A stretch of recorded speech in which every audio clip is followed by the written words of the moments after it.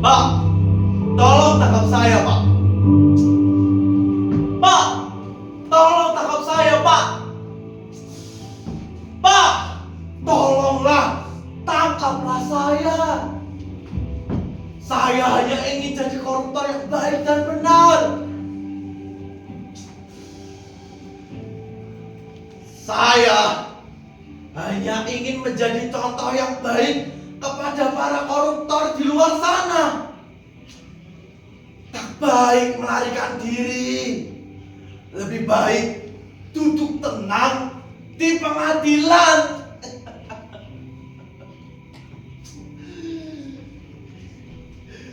Kalau pengen sembunyi, bukankah tempat persembunyian yang paling bagus untuk para koruptor justru ada di pengadilan? Kita nggak bakal diperlakukan macam maling ayam di luar sana.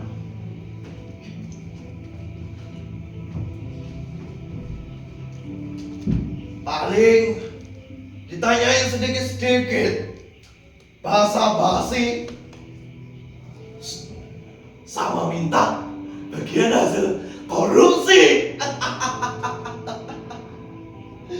Tahu juga gak ada ruginya kita berbagi sama hakim, sama jaksa, dan sama polisi. Anggap saja itu zakat buat mereka. Tahu juga itu bukan uang kita, kan? Makanya saya di sini hendak untuk diadili.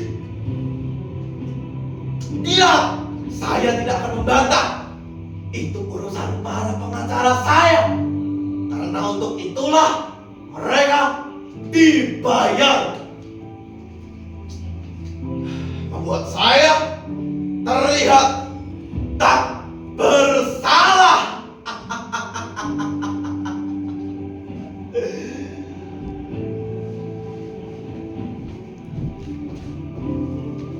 Jadi, Bapak tidak akan keberatan dan tidak akan membantah jika Bapak adalah koruptor kakak, Pak.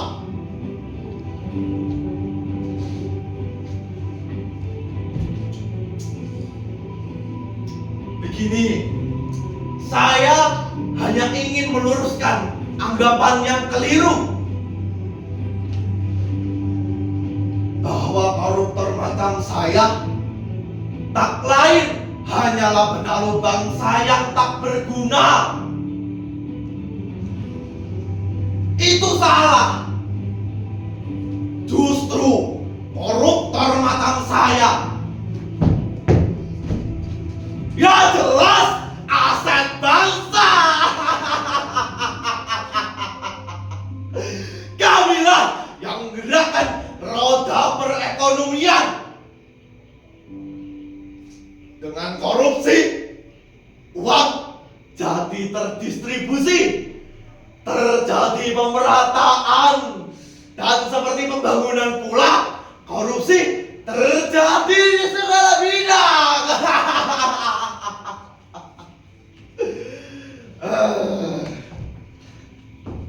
Dan tentunya kami tidak pernah menikmati hal tersebut untuk diri kami sendiri. Kami juga sering ikut menyumbang membangun rumah ibadah, membantu korban bencana alam, menyantuni anak yatim, menyokong kegiatan olahraga, iuran 17-an, masih banyak lagi. Karena tahu apa? Sebagai koruptor yang baik, kami tahu dengan berbuat baik. Kami jadi disegani, duduk paling depan saat ada hajatan, dan diminta bicara saat ada pengajian.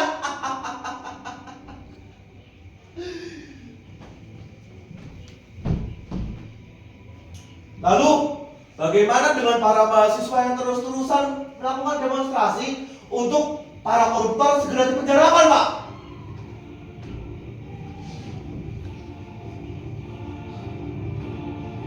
Apa? Semua koruptor dipenjarakan. Mereka semua itu naif. Tingkah mereka itu semua naif. Bila mereka terus-terusan menuntut koruptor untuk dipenjarakan, adanya kalian malah akan repot sendiri. Harus membangun banyak sekali penjara. Karena apa? Tahu tidak? 70% rakyat Republik ini pasti akan masuk penjara. Dan percayalah, biaya memenjarakan koruptor jauh lebih tinggi daripada subsidi BBM yang dialokasikan untuk mengatasi kemiskinan. Jadi kalian mau apa? Memenjarakan kami? Bukankah hal tersebut hanya menghabiskan anggaran biaya negara? Daripada uang itu kau hambur-hamburkan untuk memenjarakan koruptor, lebih baik uang itu kami korupsi, lalu kami bagikan secara rata dan adil. Itulah yang dinamakan korupsi yang adil dan beradab sesuai dengan Pancasila. Atau biar terdengar lebih gaul lagi, itulah proses atau prinsip dari demokrasi dalam korupsi. Sesuai dengan trias politika. Ada legislatif, yudikatif, dan eksekutif.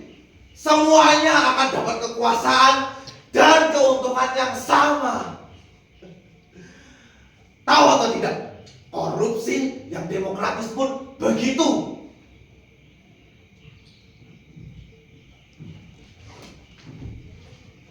Mau itu legislatif, eksekutif, ataupun yudikatif, semuanya akan dapat keuntungan yang sama. Semuanya akan dapat kesempatan yang sama pula. Maka bila diibaratkan, korupsi adalah sebuah lokomotif demokratis yang membawa gerbong-gerbong keuntungan, dan semua orang ingin naik dan menikmati gerbong-gerbong keuntungan tersebut. Maka bila korupsi diberantas, itu sama saja dengan menggulingkan gerbong-gerbong demokratis tersebut. Hal itu tuh berbahaya, tahu gak? Bisa membuat keonaran para demonstran bayaran di luar sana. Tentu saya sebagai koruptor yang baik tak ingin hal tersebut terjadi. Saya ini koruptor yang cinta damai.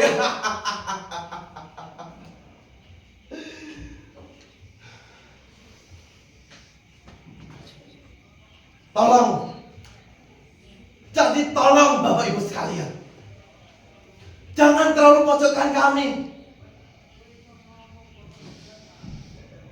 Kalau soal unjuk kekuatan pun, kami juga bisa menggelar aksi besar-besaran. Pikirkan Bapak Ibu sekalian, bila koruptor semuanya yang ada di negeri ini menjalankan aksi mogok satu hari saja, apa yang akan terjadi? Dari istana negara sampai kantor kelurahan, semuanya akan mendadak sepi. pelayanan publik terhenti, birokrasi macet, pabrik-pabrik di luar sana gak ada yang ingin berproduksi, departemen semuanya kosong. Jangankan ngurus surat atau bikin KTP, sekelas WC umum saja loh, belum tentu ada yang ingin ngurus. Makanya, bagaimana kalian akan membasmi kami?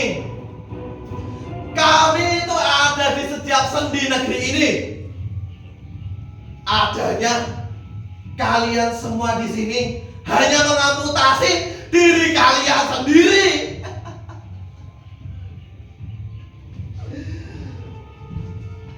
Makanya, mulai sekarang, marilah kita mulai berbiasakan diri untuk hidup berdampingan dengan para koruptor. Yang koruptor atau yang gak koruptor, apa sih bedanya? MH Ibnu Najib pernah bilang, kejahatan merupakan kebenaran yang tertunda. Jadi yang belum korupsi pun itu soal kesempatan yang tertunda.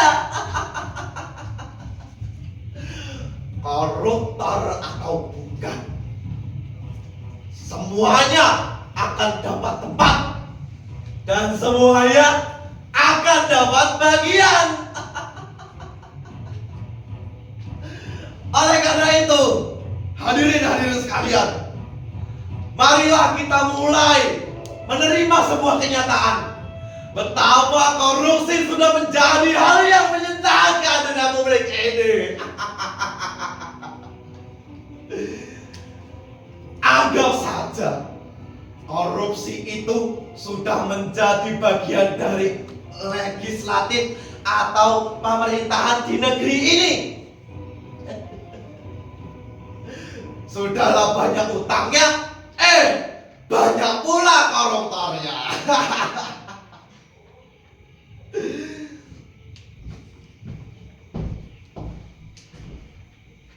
Stop! Anda terlalu melebih-lebihkan. Anda juga seolah menempatkan seorang koruptor adalah sesuatu hal yang penting.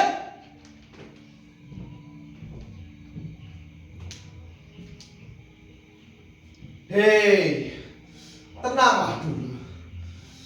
Mari kita mulai bersama-sama menghadapi dan mulai terbiasa dalam menganggap koruptor adalah seorang pahlawan tanpa tanda jasa. Tapi banyak harta yang berjasa untuk mempercepat proses pembusukan negeri ini. Jujur, saya tidak mau mengakui kalau diri saya adalah seorang koruptor. Saya malah bangga bisa mengakui hal tersebut. Itu seperti terbebas dari beban saya pikul berhari-hari dan bertahun-tahun selama ini. Dan jujur, saya tidak cari sensasi dalam hal seperti ini. Saya di sini hanya ingin menjadi tauladan kepada koruptor-koruptor lain di luar sana.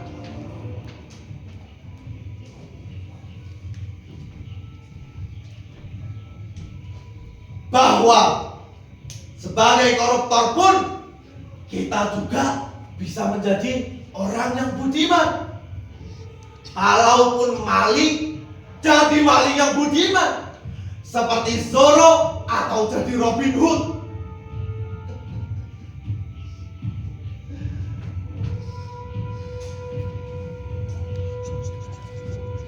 Kalau jadi koruptor, kita kian semakin peduli pada wong cilik. Karena siapa lagi yang akan peduli pada wong cilik selain kita? Wong sekelas partai-partai besar saja, mana ada yang ingin memperhatikan nasib wong cilik yang terus-terusan terpuruk dalam kemiskinan mereka? Makanya, wahai para koruptor yang budiman sekalian, marilah kita mulai meningkatkan iman dan takwa kita dengan membantu negeri ini supaya makin terpuruk dalam keterpurukan dan kemiskinan lahir dan batin.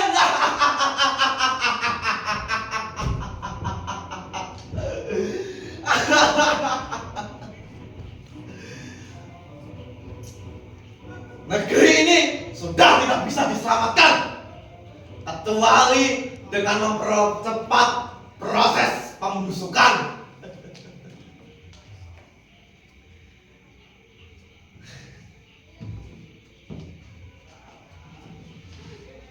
Makanya saya di sini hendak menyerahkan diri.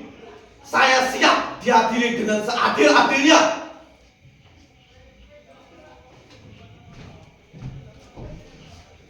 Jadi dengan menyerahkan diri, Bapak akan lebih bertanggung jawab. Begitu.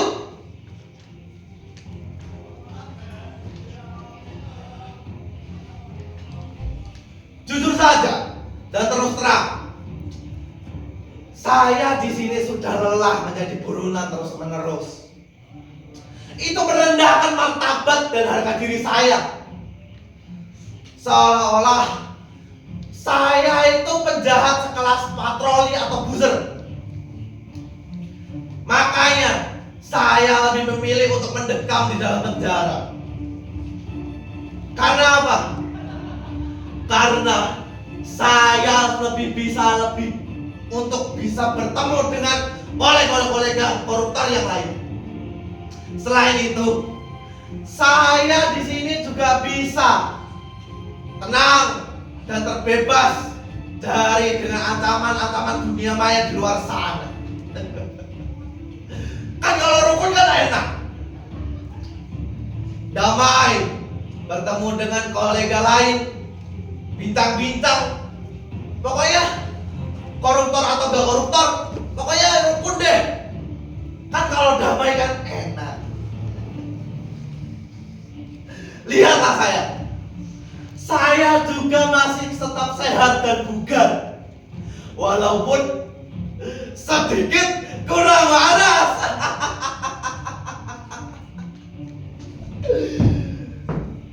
Jujur, saya juga tetap heran dengan aparat-aparat hukum di luar sana.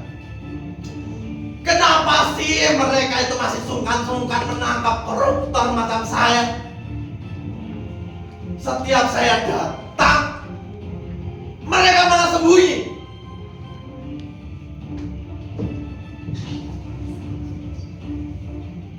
Atau jangan-jangan mereka semua menganggap saya sebagai koruptor yang harus dilindungi.